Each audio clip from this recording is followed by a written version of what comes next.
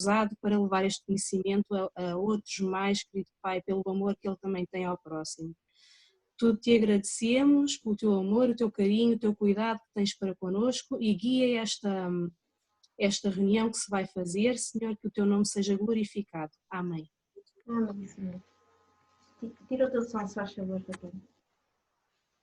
Miguel, vou-te pôr na tela, está bem?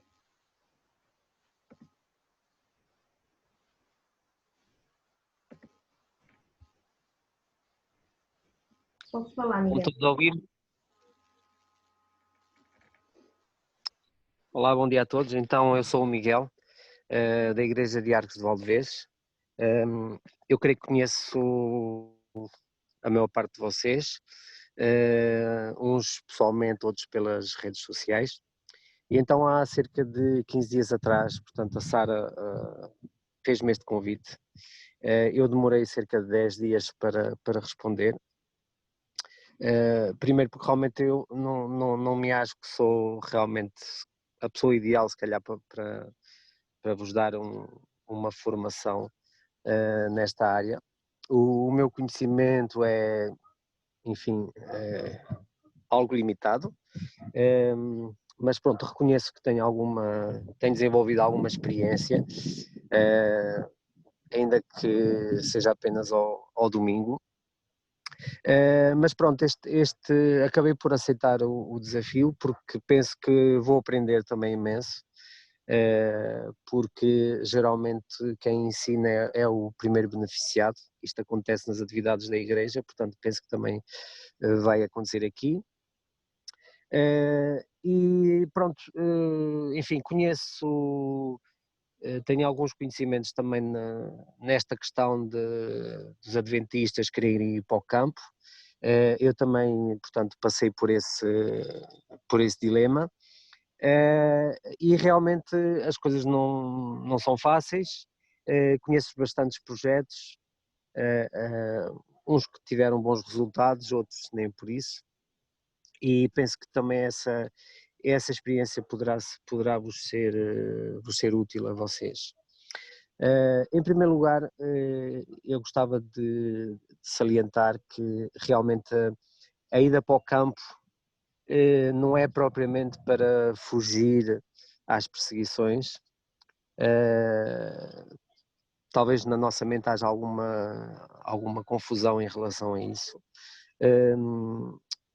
E faz a confusão entre fugir para as montanhas e ir para o campo. São duas coisas que são diferentes e têm tempos diferentes. Portanto, a ida para o campo deve ser imediata, a partir do momento que nós tomamos esse conhecimento, mas realmente, como vocês aqui bem disseram, com alguma preparação. Portanto, eu já quando me tornei adventista, portanto, sempre tive esta ideia de viver no campo, e depois quando casámos também, e as coisas depois foram mais ou menos acontecendo. Não foi logo de imediato. Portanto, esta reunião de hoje vai ser essencialmente para trocar algumas impressões e servir um pouco de introdução. Portanto, não vos vou falar muito de agricultura, mas pronto, para estarmos mais ou menos todos sintonizados no mesmo tipo de pensamento. Portanto, dos projetos e das pessoas que eu conheci,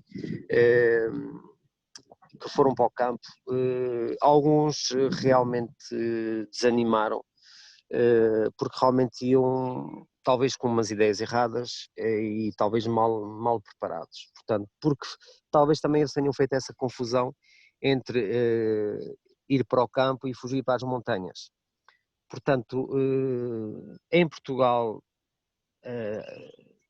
mais ou menos com a tipologia agrícola que nós temos na maior parte do país, é muito difícil nós sobrevivermos à agricultura. Podemos ter a sorte de conseguirmos comprar uma propriedade com uma área grande e que esteja num local que tenha características climáticas que permitam ter boas produções. Portanto, esta decisão de ir para o campo tem que ser bem pensada e deve ser, na minha opinião, conduzida como uma missão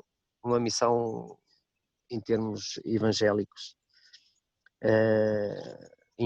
Portanto, em termos missionários, eu acho que a primeira coisa que nós deveríamos fazer era olhar para o mapa e ver onde é que não há presença adventista.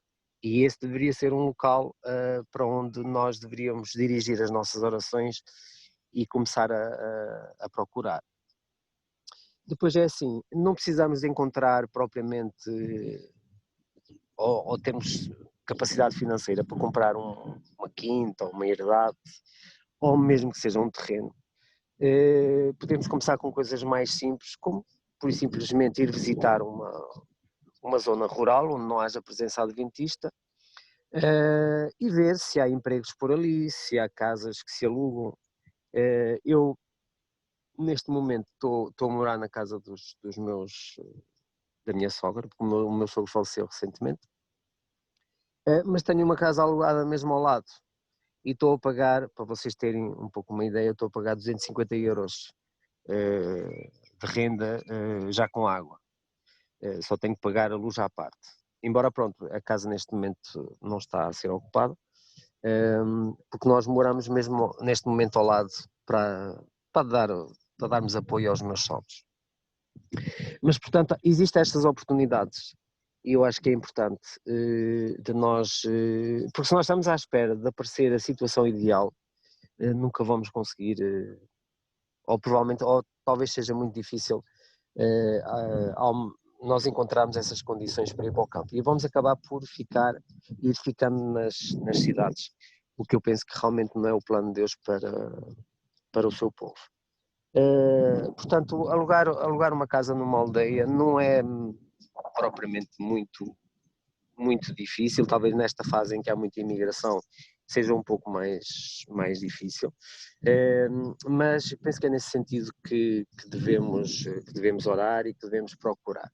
Portanto, devemos procurar primeiro ir viver para o campo, ter um emprego. Eu creio que um dos erros que muitos irmãos nossos fazem é que decidem, portanto, têm algumas poupanças e decidem ir para o campo, pronto, a esperar que Jesus venha. E acabam por esgotar os recursos que eles têm, porque em saco não se vai pondo e vai-se sempre tirando, acaba por esvaziar. E portanto, eles quando acabam por ficar sem dinheiro, vão novamente para a cidade e com uma muito mais experiência da ida para o campo. Portanto, a primeira coisa que se deve fazer é realmente procurar um emprego ou criar um negócio ou termos uma fonte de rendimento que não seja exclusivamente a do campo. Porque, como digo, a menos que tenhamos capacidade para comprar uma boa quinta, não é fácil nós sobrevivermos financeiramente do campo. Até porque estamos sujeitos a muitas, condicionantes, como é o clima, que nos podem arruinar, portanto, uma colheita e ficarmos, portanto, completamente pendurados se estávamos, portanto, dependentes disso para comermos todos os dias. A experiência deve ser gradual, portanto, para aqueles de vocês que moram na cidade, o conselho que eu vos dou já hoje é de começarem a pôr as mãos na massa, começando a fazer, portanto, uma hortazinha, nem que seja na vossa janela. Quem tiver uma boa varanda ou um bom terraço também é uma boa ideia. Cada vez mais as pessoas estão a aderir a esse tipo de agricultura. Ou de hobby, como se calhar seria o termo mais correto. E realmente é uma forma de nós irmos, para já porque é muito bom para a nossa saúde mental.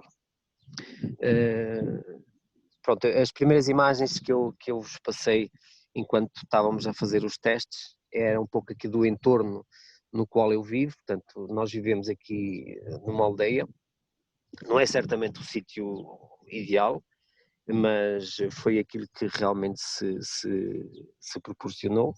Eu espero não estar aqui muito mais tempo, porque eu moro em Monção, é uma zona, em termos agrícolas, é boa para o vinho, mas para a agricultura em si é bastante difícil aqui nesta zona. Portanto, eu sou da Sertã, mas eu agora não posso, mas pede à Raquel, peço desculpa.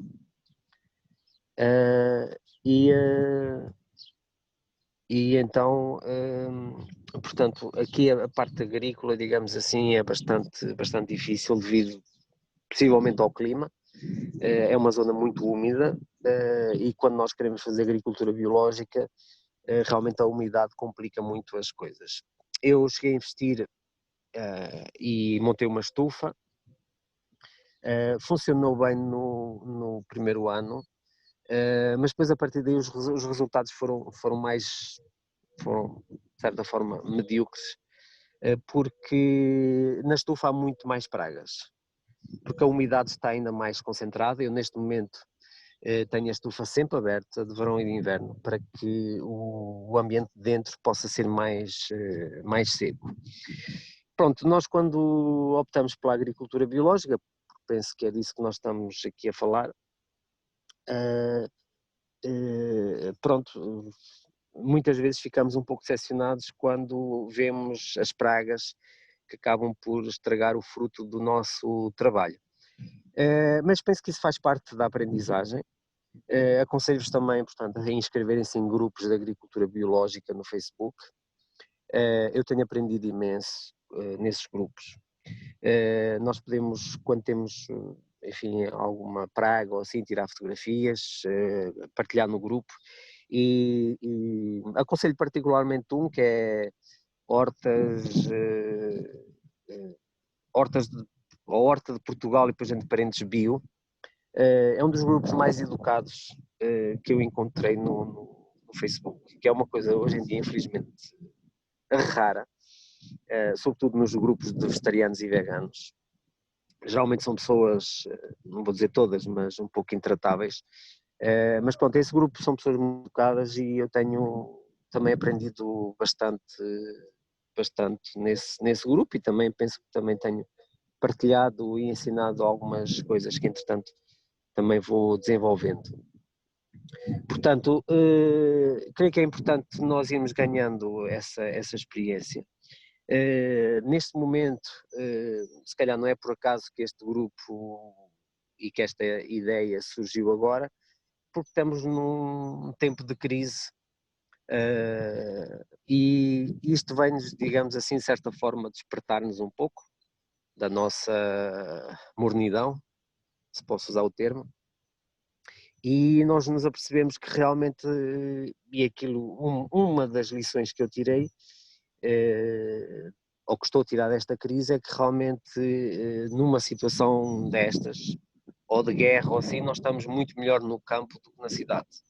Portanto, embora não tenha estado completamente em quarentena, mas evito sair o mais possível, e realmente aqui os dias têm sido agradáveis, porque tenho-me dedicado, portanto, à horta, e a horta é uma das coisas que nos permite controlar, sobretudo, a ansiedade. Portanto, sinceramente, eu neste momento, enfim, quando a situação foi piorando e quando o vírus chegou a Portugal, talvez tenha tido ali uns dias de alguma preocupação, mas realmente o trabalho da horta distrai-nos e cultiva em nós a esperança, porque quando nós semeamos, nós esperamos que Deus faça o seu trabalho, porque realmente, pronto, isto é um milagre que nós assistimos e creio que isto é uma forma de nós irmos também aumentando a nossa fé, mas portanto é um trabalho agradável e creio que realmente psicologicamente, mentalmente é muito bom para a nossa saúde. Mantemos uma boa atividade física, que também é importante, e pronto, e depois sabemos o que comemos. É um outro fator que nos devia, de certa forma, preocupar, Eu ainda esta semana estive num cliente que produz hortícolas para vender. Ele tem uma propriedade bastante grande, com vários hectares. Então estávamos assim um pouco a falar, e ele, portanto, estava-me a mostrar os produtos que eles aplicam na agricultura. Portanto, inseticidas, pesticidas, e depois coisas apenas para as coisas ficarem bonitas. Por exemplo, ele mostrou-me um produto que não tinha interesse, mas que serve apenas para que as couves tenham um verde brilhante, em vez o natural é ter um verde base. Se aqui alguém tem alguma experiência de campo, sabe que se for à horta cortar uma alface e trazer para casa, ela passado meia hora está murcha. Isso não é problema nenhum, a gente põe as folhas em água e elas voltam a hidratar.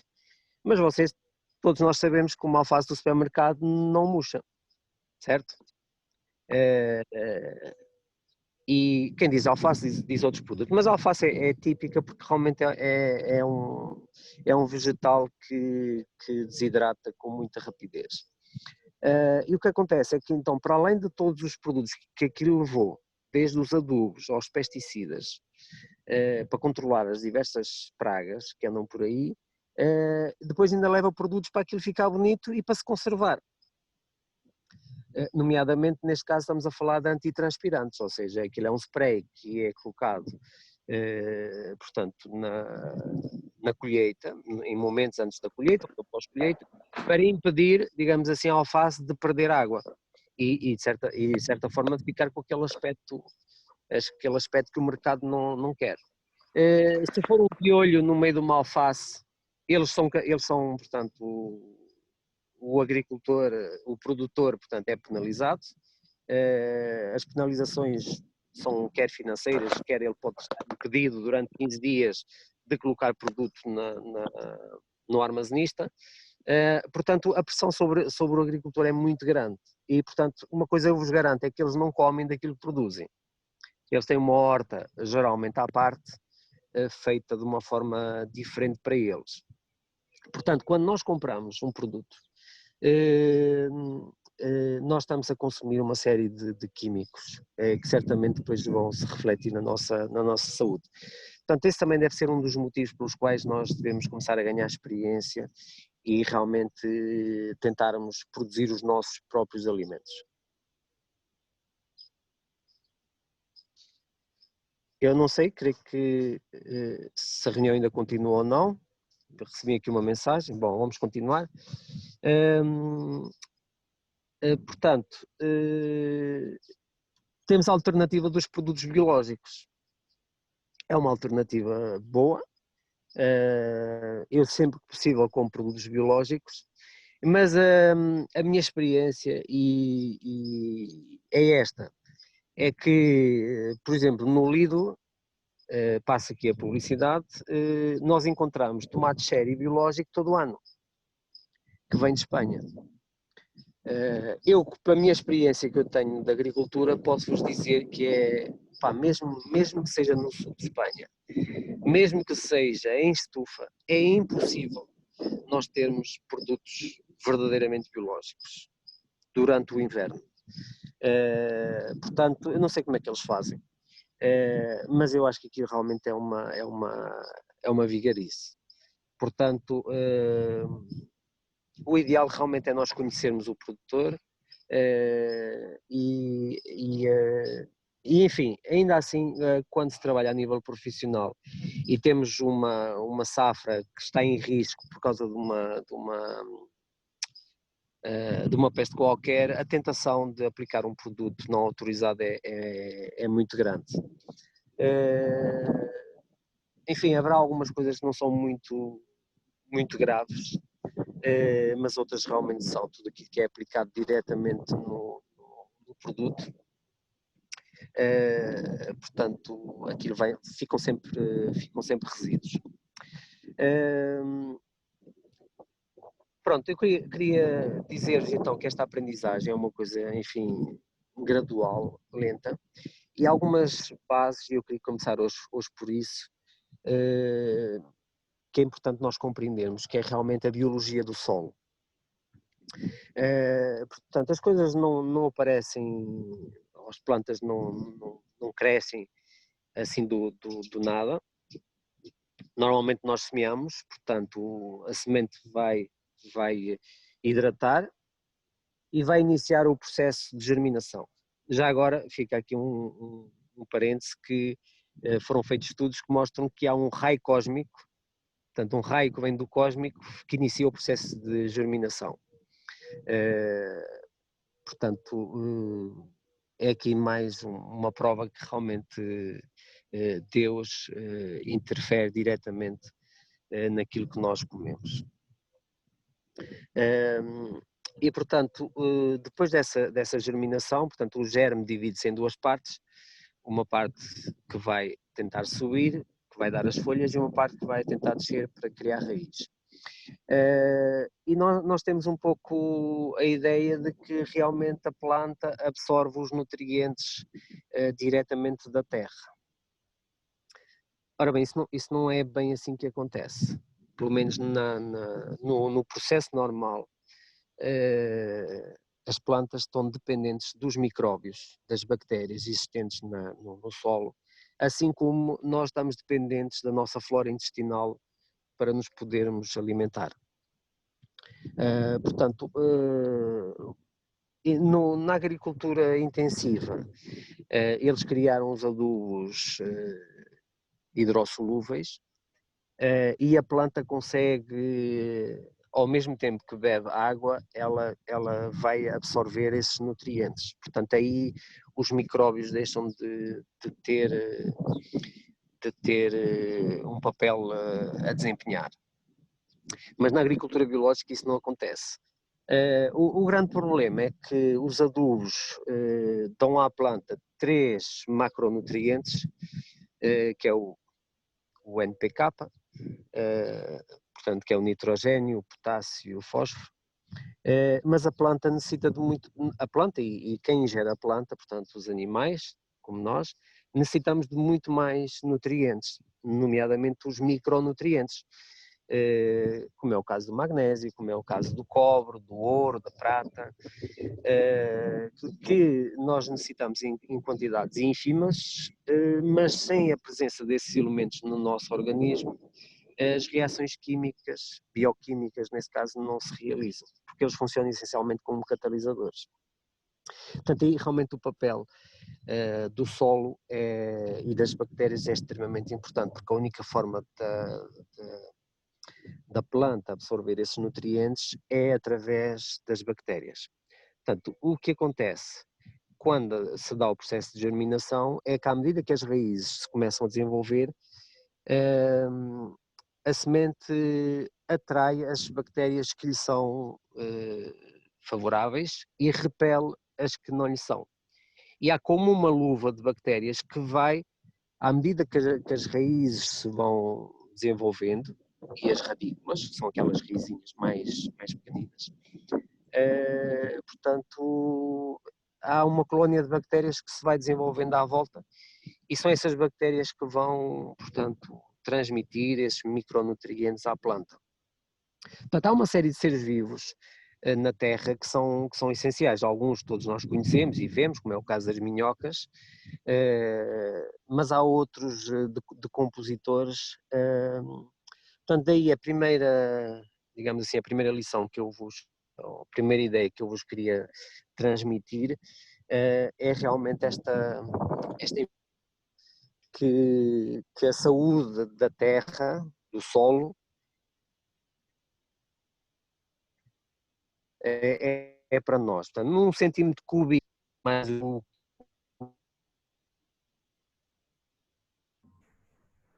Miguel, estás aos cortes.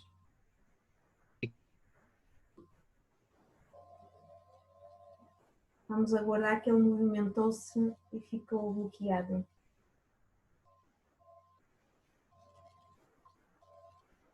a câmara e vou-vos dar aqui um exemplo mais prático. Sim? Miguel, nós deixámos de ouvir a partir do momento que começaste a andar. Os micróbios, okay. falar que os micróbios eram importantes? Estás-me a ouvir? Vocês estão-me a ouvir agora? Agora sim, agora sim. Ok, pronto, não sei o que é que aconteceu. Bom, então, como eu estava a dizer, num sentido, nós temos mais de 1 milhão de bactérias. Essas bactérias, portanto, que têm aquele papel semelhante à nossa flora intestinal.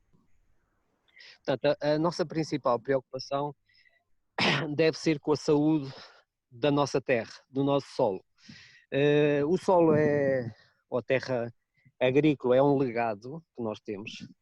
Para vocês terem uma ideia, demora mais ou menos 100 anos a produzir-se 1 centímetro de terra. Portanto, se nós hoje temos terra agrícola, temos que agradecer aos nossos antepassados, que foram, digamos assim, cuidando dela. E o que está a acontecer nestes últimos anos é que, através de umas más práticas agrícolas, está a haver uma grande erosão desse solo, ou seja, nós estamos a perder solo, o que é bastante grave, porque uma coisa que realmente demora 100 anos para se produzir 1 centímetro, quando nós podemos perder esse centímetro no ano, dá para ter uma ideia da gravidade da situação e do quão importante nós temos boas práticas agrícolas. Portanto, eu queria-vos aqui mostrar, para vocês terem uma ideia, um pedaço de solo e fazer uma comparação com outro pedaço. Que diferença é que nós vemos aqui? Nós vemos que há um solo que está muito mais compactado.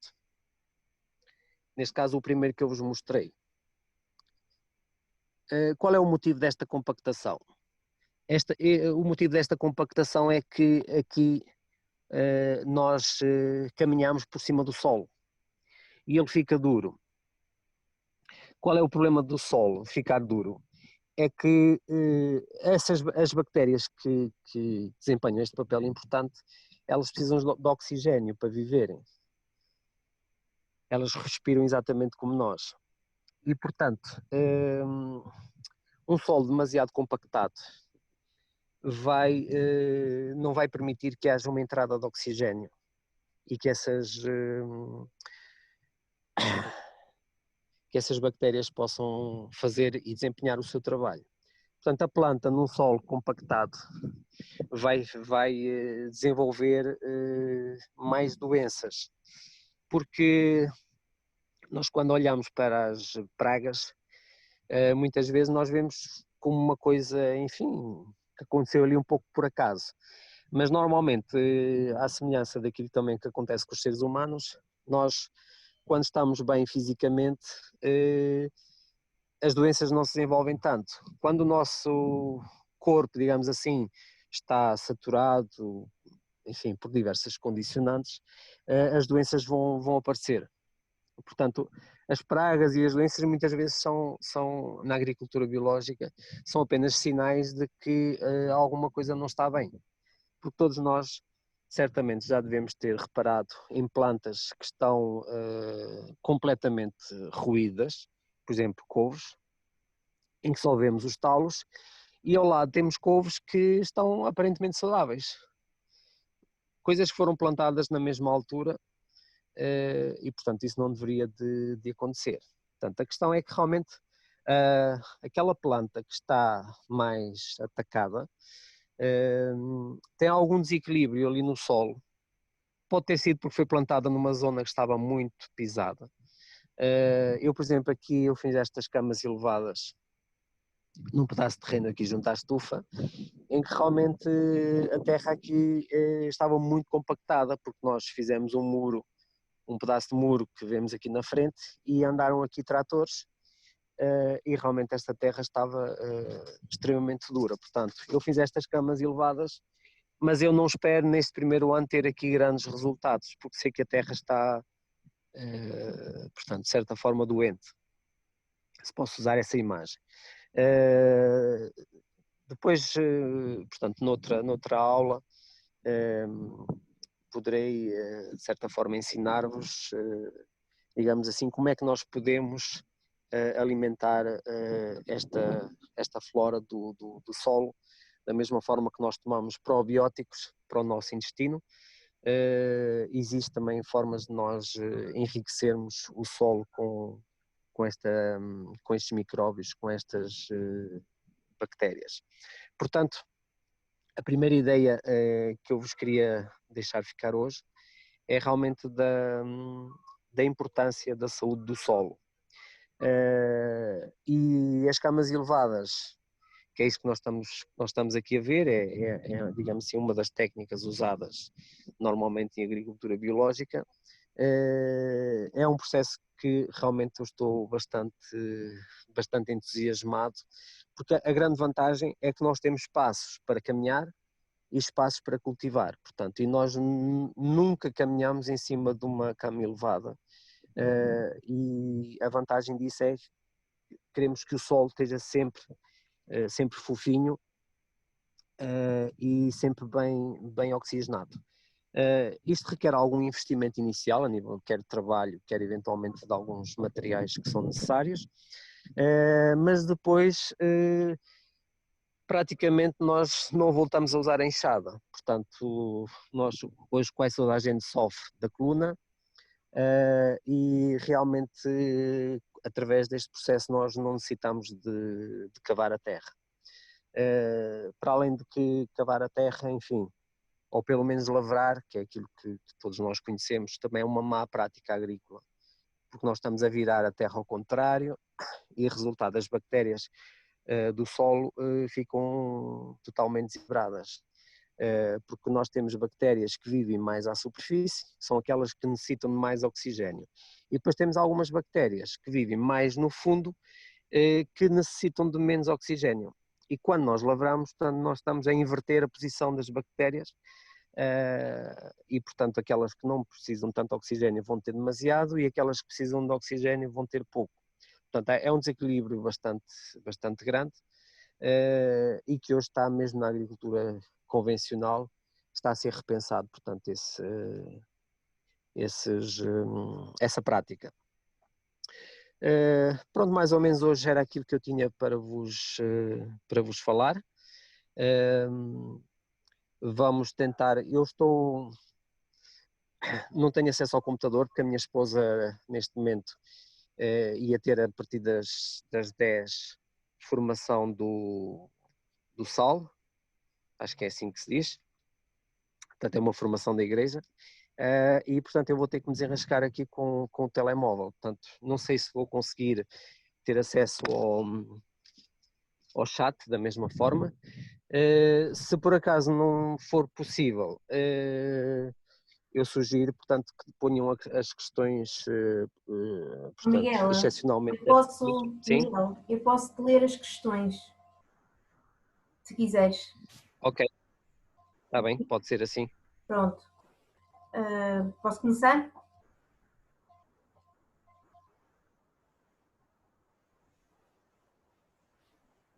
Esperem aí que ele quando se mexe ele fica sem rede. Se alguém ainda tiver questões, escrevam no chat, está bem? Ok? Ouves-me agora, Miguel? Agora sim, eu deixei de ouvir por um bocadinho. É porque quando te mexes às vezes a rede vai abaixo.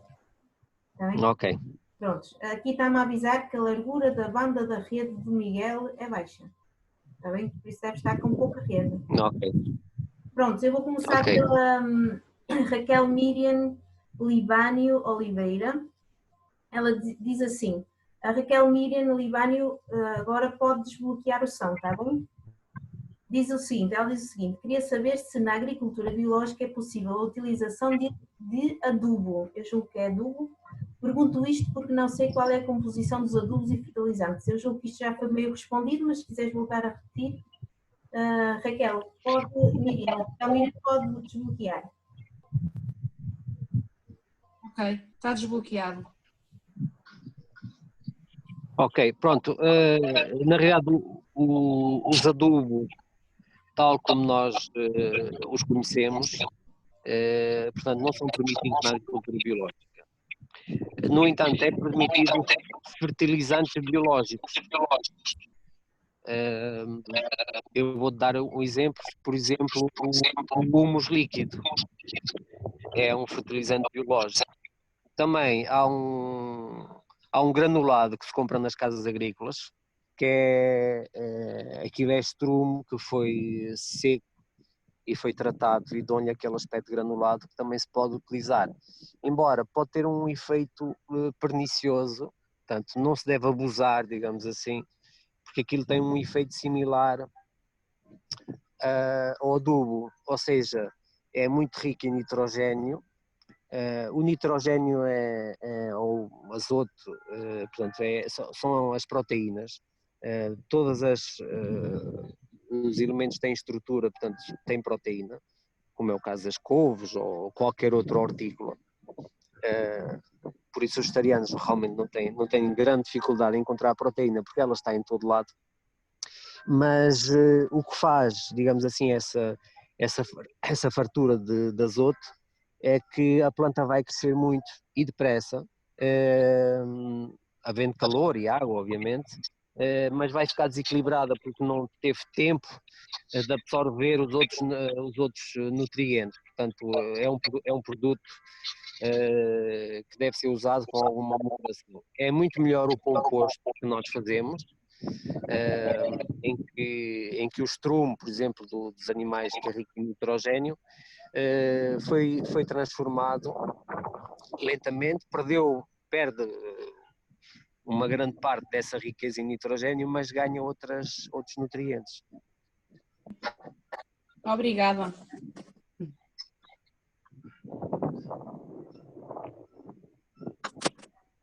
Obrigada. Tem mais alguma questão?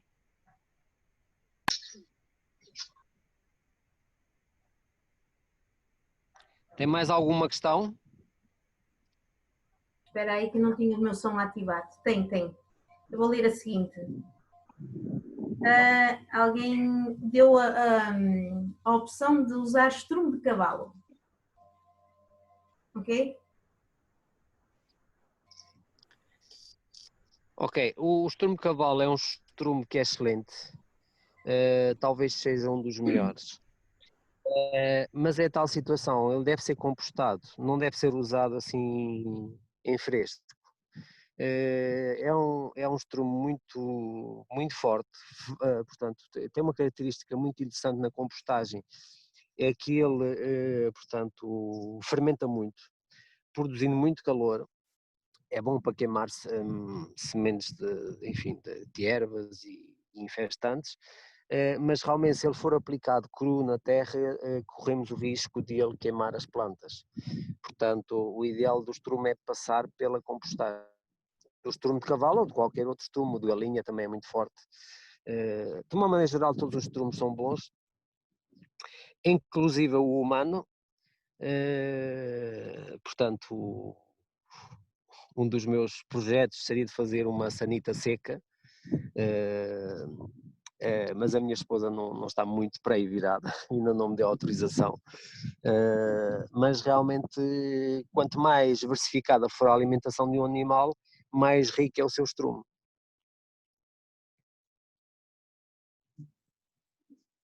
Alô?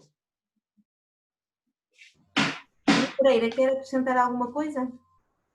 Foi a Ju que deu esta. Olá. É Pedro Sepúlveda que fala aqui. Estou a usar o Zoom da minha filha. Já agora, o bom dia a todos e ao Miguel também por a iniciativa de estar aqui a partilhar connosco tudo aquilo que já tem tido experiência e aprendido. Na verdade, a questão do estrume de cavalo, eu ia-me já composto, não é? Ele é aquele que eu, quando preciso de usar, realmente também utilizo aqui na minha pequena horta, não é? Por isso, essa sugestão. Muito bem, então eu vou passar à seguinte. A Sara Santos pôs que tipo de adubo podemos usar e se serve para todas as plantações. Percebeste, Miguel? Sim, consegui perceber. Portanto, um dos fertilizantes, portanto, não lhe vou chamar adubo para nós podermos fazer, digamos assim, a diferença, mas um dos fertilizantes que nós podemos utilizar em agricultura biológica é o humus. Portanto, o humus é o resultado portanto, digamos, é o estrume da minhoca, portanto a minhoca consumiu restos vegetais e transforma aquilo em estrume. E portanto aquilo que a nossa, digamos assim, por excelência, é aquilo que a nossa planta, através dessa flora que eu vos falei, portanto, vai consumir. Na realidade, quando nós enterramos estrume, ou mesmo composto, as minhocas que existem naturalmente no solo vão fazer esse trabalho, porque o estrume, de uma maneira geral, ainda tem pedaços muito, muito grandes para que as bactérias possam trabalhar nele. Portanto, vejam sempre isto como uma cadeia, digamos assim, há uma série de animais e de seres vivos que trabalham para nós, sendo que as minhocas são as minhocas e outras larvas, que são os maiores que nós conseguimos ver a olho nu, que fazem o trabalho maior, mais difícil, não é? Devido ao tamanho, ao seu tamanho, também que é um pouco maior. Portanto, o humus de minhoca, quer sólido, quer líquido, é um fertilizante por excelência que nós poderemos usar para todas as plantas. Muito bem. Sara, queres acrescentar alguma coisa? Não? Tá bom. Muito bem, a seguir, a Laura já saiu, mas deixou aqui algumas dicas. Ela diz que a cal é usada para regularizar o pH, é considerada adubo, mas é usado em agricultura biológica, juntamente com magnésio, pelo que ela sabe. Queres dizer alguma coisa, Miguel? É assim, eu não aconselharia muito o uso da cal por ser realmente muito potente. De certa forma vamos criar um desequilíbrio eventualmente muito rápido no solo. Eu sugeriria outro tipo de corretivos de pH, isto se estivermos num local em que o solo seja demasiado ácido, que por acaso é mais ou menos quase em todo o país, mas há exceções, o caso das Caldas da Rainha, por exemplo, Pombal, o Alentejo, há umas partes, aquelas zonas mais onde há mármore, onde há grutas, mais ricas em calcário, que não podemos fazer essa utilização. Mas pronto, na maior parte dos solos do nosso país, eles realmente são ácidos. Eu aconselho outro tipo de produtos do que a cal. Eventualmente carbonato de cálcio, quem viver na zona centro, por exemplo em Pombal, onde tem pedreiras desse tipo de mineral, é bem mais suave do que a cal, mas portanto, enfim, sim, a cal digamos assim, aquilo que mais corrige, porque ela é extremamente alcalina, mas penso que não seja o produto mais recomendado em agricultura biológica. Olha, nós vamos ter aqui... desculpa, vais continuar, desculpa. Sim, não, estava eu a dizer, portanto, nessa zona de Pombal eles produzem o chamado dolomite, que é uma pedra que é rica precisamente em calcário e magnésio, é assim meio alaranjado, e é realmente para quem mora numa zona porque o que torna caro esses produtos são os transportes. Portanto, quem mora numa zona onde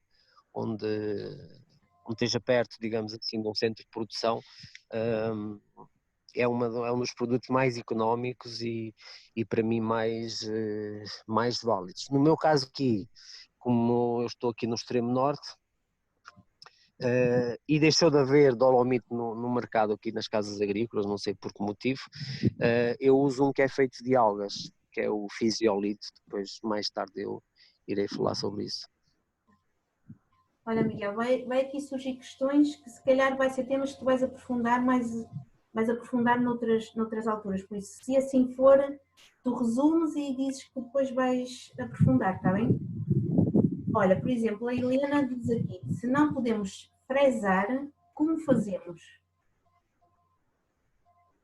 Que eu, por acaso, se me quiseres dizer que fresar, eu agradecia, que eu, por exemplo, não sei.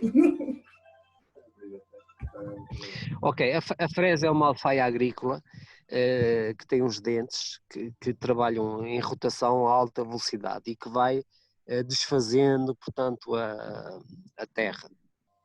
Geralmente ela é usada depois de se ter lavrado, portanto a lavra, digamos assim, usa uma outra alfaia que é a charrua, enfim, que é um processo já bastante antigo e tradicional de revolver a terra.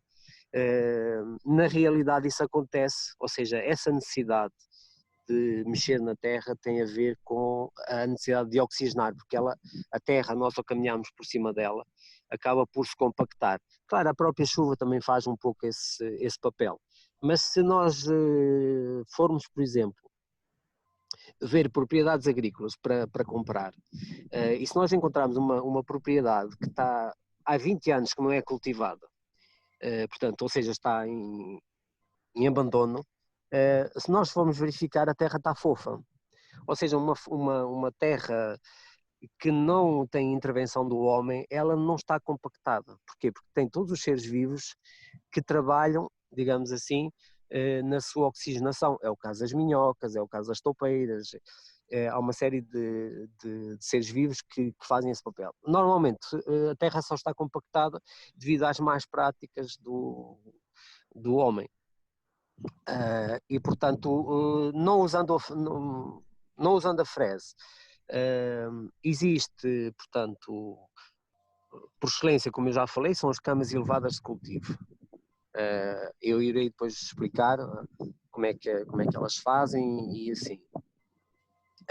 Mas existe, portanto, ferramentas, normalmente conseguem-se comprar pela internet ou manda-se fazer, que servem para arejar a terra sem ter propriamente que cavá-la ou que virá-la. Portanto, geralmente aquilo é uma ferramenta, geralmente tem 2 cabos, tem uns dentes, e nós espetamos esses dentes na terra e andamos com os cabos para um lado e para o outro, fazendo com que portanto, com que esses ferros, esses dentes que estão espetados na terra, façam, digamos assim, o seu movimento e a sua oxigenação, sem, portanto, sem haver um revolvimento grande da terra. Portanto, normalmente é isso que se utiliza. Não estou a dizer com isto que não haja pessoas na agricultura biológica que não usem a frese, mas realmente a frese, para além de realmente revolver totalmente a terra, vai-nos cortar as minhocas, vai matá-las. Não vou dizer todas, mas uma boa parte delas. Portanto, é um dos instrumentos que não se devia usar. Muito bem. Helena, quer acrescentar alguma coisa?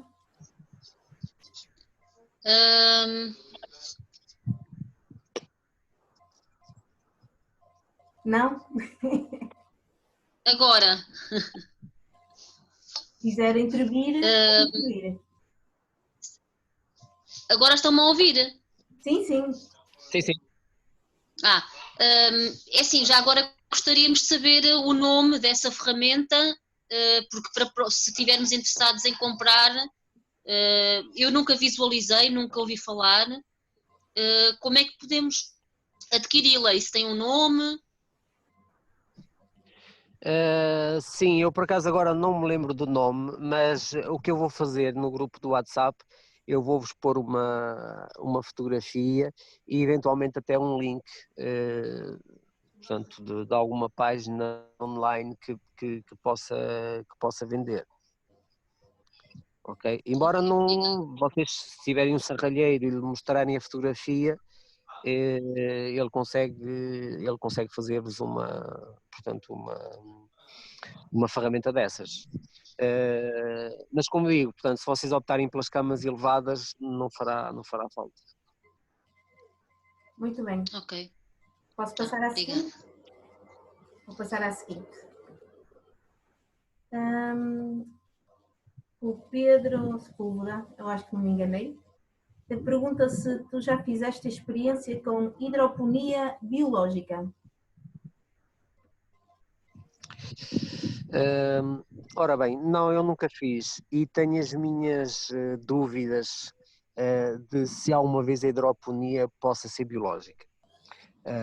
Isto porquê? Porque precisamente nós estamos a corromper totalmente o plano de Deus. O plano de Deus original foi que, portanto, a terra produzisse as plantas. O homem tenta inventar outras, enfim, alternativas, muito bonitas que elas possam parecer. Eu acho que aquilo de biológico, ou pelo menos de natural, não tem nada. O grande problema, quanto a mim, como digo, também não me aprofundei muito nessa questão, portanto não quero também estar aqui a desvalorizar enfim, o método em si, quando não tenho também grande conhecimento sobre ele, mas mais ou menos aquilo que se fala mesmo nos grupos da agricultura biológica, há muitas reticências a chamar isso ou possa ser. Não sei se realmente se esse tipo de técnica se pode ser certificado como agricultura biológica. Mas pronto, um dos grandes, digamos assim, a base dessa técnica é não termos terra, as plantas estarem diretamente com as raízes na água e absorverem os nutrientes através da água. Pronto, na agricultura tradicional, portanto, só é dado à planta os macronutrientes, portanto o NPK, esses 3 elementos que são essenciais para a planta crescer e ter estrutura, mas, portanto, passa-se ao lado dos micronutrientes. Eu não digo que na agroponia não possa haver, digamos assim, os fertilizantes que se usam possam ser mais completos. Mas nunca teremos certamente 40 ou 50 micronutrientes como nós podemos ter no solo. Portanto, eu pessoalmente não concordo com esse método dentro dos meus conhecimentos. Mas pronto, como digo, deixo aqui a salvaguarda de que eventualmente possa não ter toda a informação necessária sobre essa técnica, mas de qualquer forma a mim parece-me um pouco estranha e não ir de acordo com o plano de Deus. Tudo bem. Sara, não sei se me permite. Sim. Eu coloquei essa questão, Miguel, já agora pelo seguinte, porque realmente há pessoas que não conseguem ter, portanto, um espaço, pessoas que vivem em apartamento, não têm a possibilidade de ter, portanto, uma horta, que felizmente não é o meu caso, mas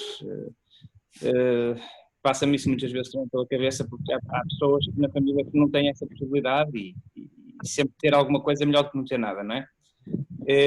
Eu refiro a hidroponia como biológica, no facto, não a tradicional, porque a tradicional estaria fora de hipótese, seria, portanto, uma aberração, de certa forma, como tu dizes, porque todos os componentes químicos, as plantas alimentam-se apenas de componentes químicos que são postos na água, não é?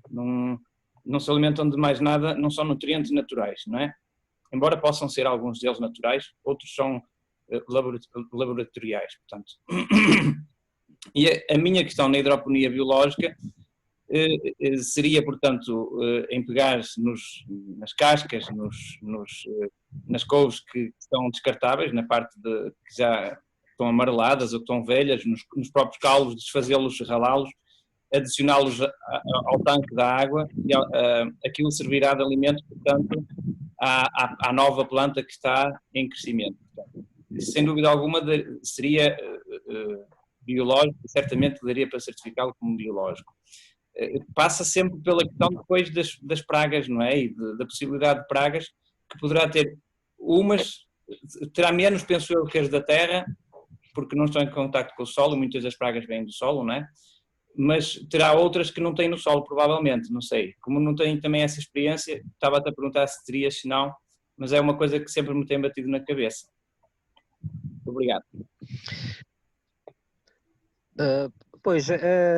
Pronto,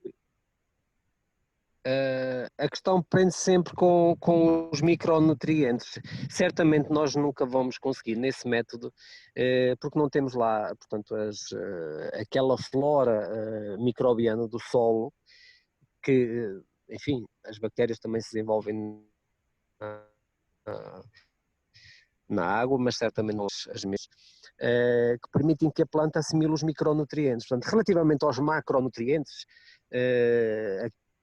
aqueles que vão dar estrutura à planta,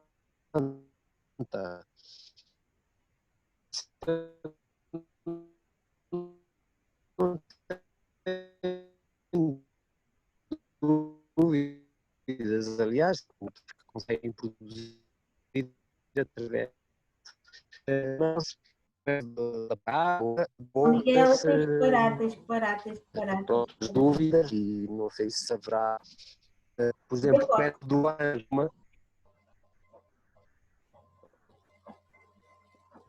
é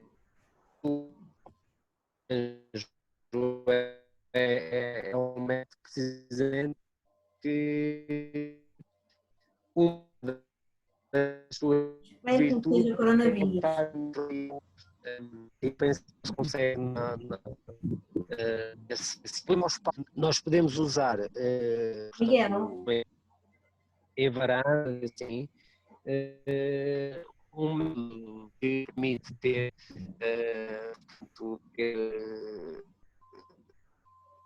as plantas. Miguel.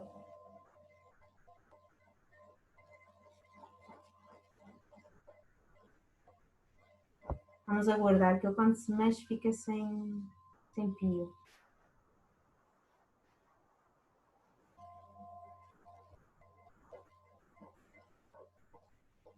E foi abaixo.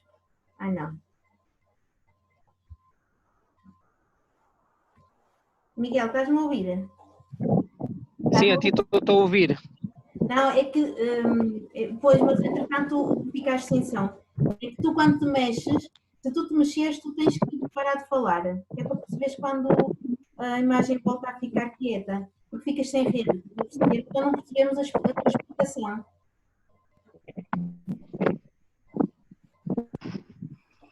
Ok, mas neste momento estão-me a ouvir? Sim, sim. Ok. Eu peço desculpa, mas é que realmente está mesmo muito frio. Está um vento muito desagradável, daí eu estava a tentar encontrar um local mais propício, digamos assim, para não apanhar tanto frio. Eu vou tentar então mexer-me só um bocadinho. Enquanto procuras, deixa-me dizer uma coisa a toda a gente. Não façam mais questões, está bem? Depois no grupo podem colocar as questões, porque entretanto a hora está a avançar, está bem? Nós temos mais umas 11 novas mensagens e espero que dê tempo para tudo, está bem? E sejam objetivos, está bem? Senão vamos falar de questões que ele vai aprofundar, está bom?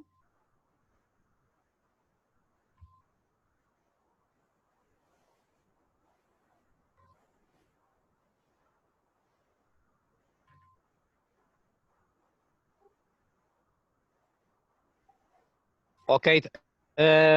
Ok, estão a ouvir? Sim, sim. Ok. Eu não consegui perceber o que tu disseste.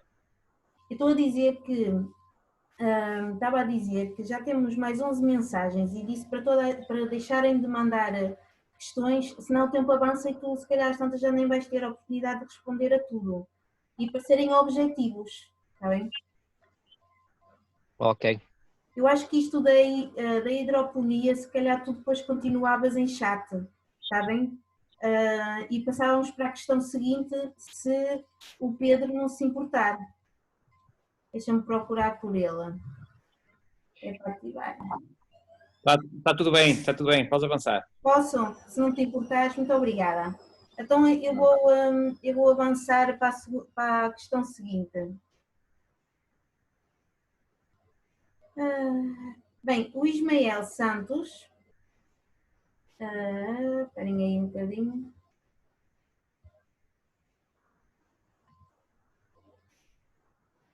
O Ismael Santos volta, se calhar, a repetir uma pergunta que diz: qual a melhor forma possível de mexer a terra, visto que labrar a terra não é bom?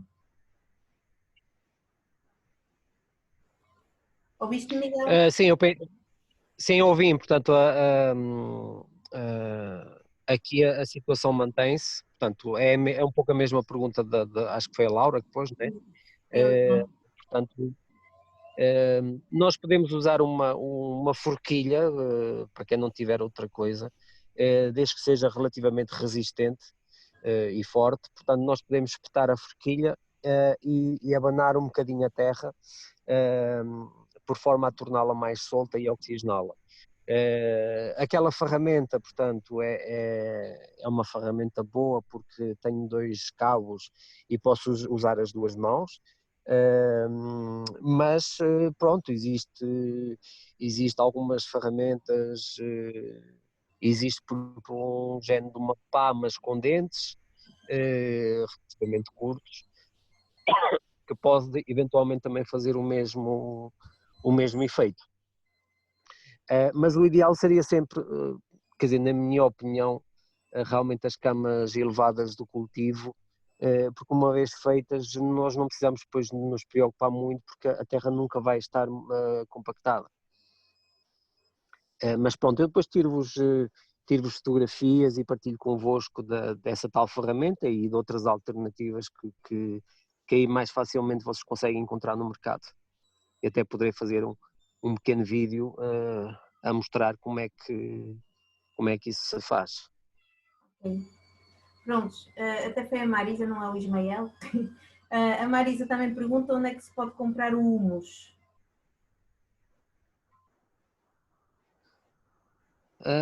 O humus, bom, o ideal e o mais económico seria comprá-lo diretamente ao produtor.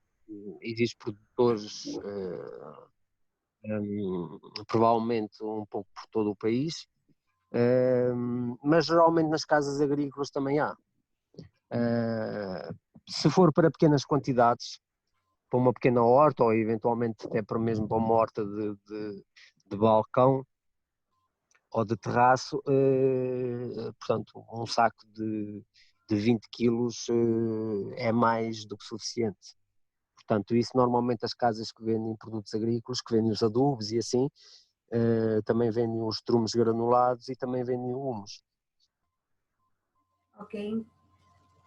Marisa, queres acrescentar alguma coisa?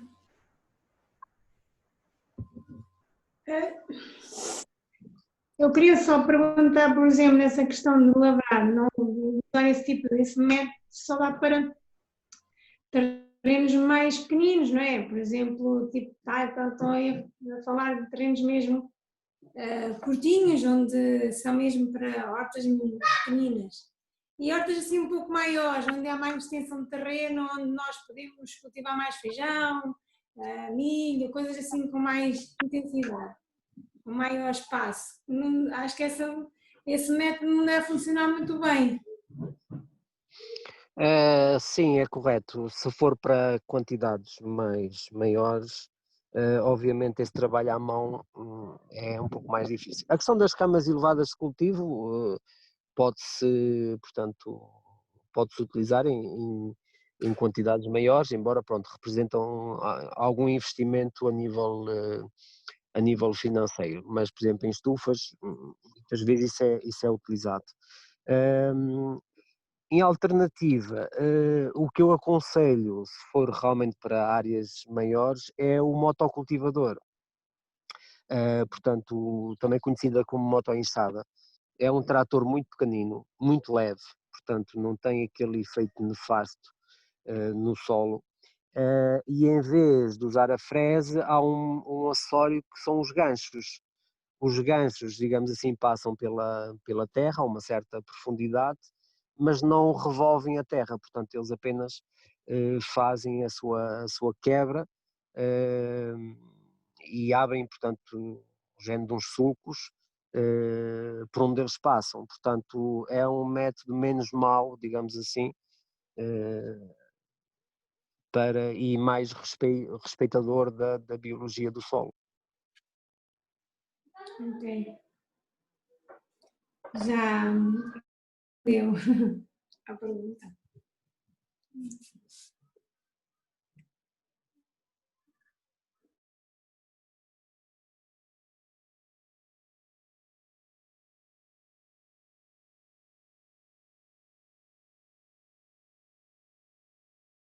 Desculpa, estava sem som. A última pergunta é se haverá um dia em que tu podes explicar como compostar. Eu presumo que vais fazer isso.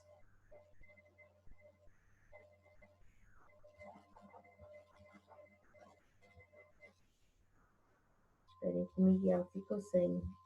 Chega outra vez.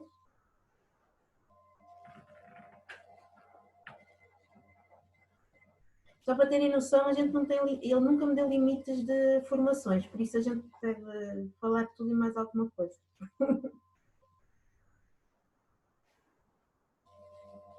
Eu acho que ele foi abaixo.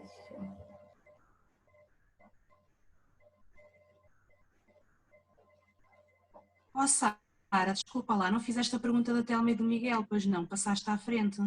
A Telma e do Miguel não está aqui nada no chat. É minha, está em meu nome, porque eles estão em telefone. Ora, vê lá se não tem uma pergunta. Pois, eu vi aqui 11 perguntas. Antes dessa... Não faltava duas. Como trabalhar com terreno característica argilosa que não está feito... Exatamente. Passou à frente. Está bem, deixa ver, eu acho que ele caiu, a chamada. Deixa ver o que é que ele me diz. Ele deve ter caído, espera aí um bocadinho.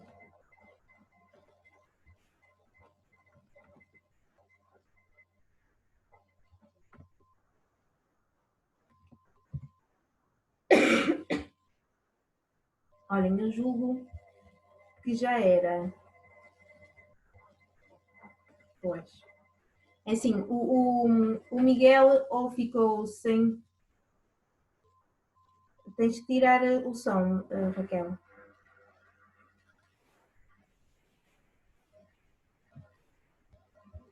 Não te ouço, mas eu vou dar som. Diz, Raquel. Não estava a dizer nada, estava só a dizer se o som não estava... Não. Então, olhem, assim, o Miguel de certeza ou perdeu a rede ou a bateria do telemóvel acabou. Portanto, as questões, por exemplo, do Miguel Sepúlveda ficam assim em suspenso, não é? Eu vou enviar para ele estas questões e de certeza que há questões que ele vai voltar a trabalhar e a aprofundar, está bem? Por isso, eu vou dar por terminada aqui a formação, vou pedir ali ao Tosé para fazer uma oração, está bem? E a gente remarca novamente para o próximo domingo, está bem? Que julgo que já seja algo mais específico, está bom? Vamos então orar e terminar, está bem? Oremos então. Tosé, podes começar.